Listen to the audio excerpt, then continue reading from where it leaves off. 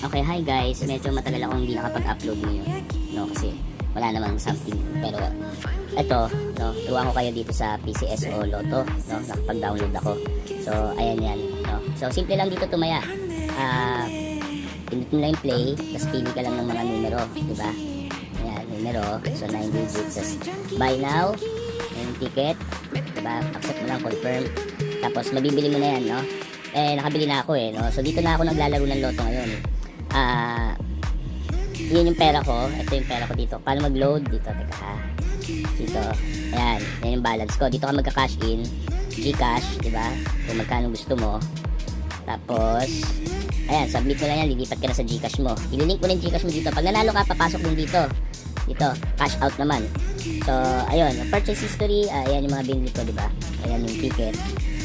Tapos, tumaya ko ngayon. Ayan yung picture ng ticket. So, sana manalo tayo, no? Paano mo malalamang mananalo ka? Transactions mo. Ayan, betting, 20 pesos, cash in. Diba? Nandyan yung mga transaction mo. Ayan, dito nanalo ko. Lotto, win 20. Diba? So, maganda dito, mamamonitor mo kung gaano kalaki na yung nagagastos mo. So, ngayon ako, gumastos na ako ng 99 tickets at nag-spend ako ng 3,560. Diba?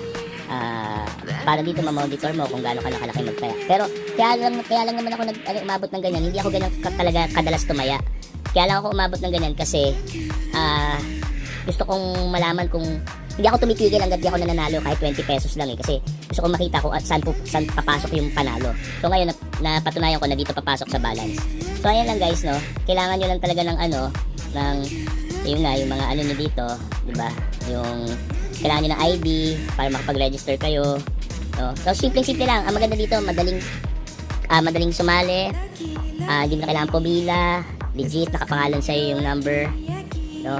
Nakapangalan sa'yo yung pag nanalo ka, hindi na kailangan pumunta saan. Hindi ko lang alam kung yung malaki yung mga 200 million, pero yung mga 20-20 pumapasok na sa akin dito. No, meron din dito nakasulat na kailangan mo i-connect sa bangko mo, pero hindi ko pa nagawa pag tinatry ko hindi ko magana. So yun lang guys, maraming salamat. Thanks for watching.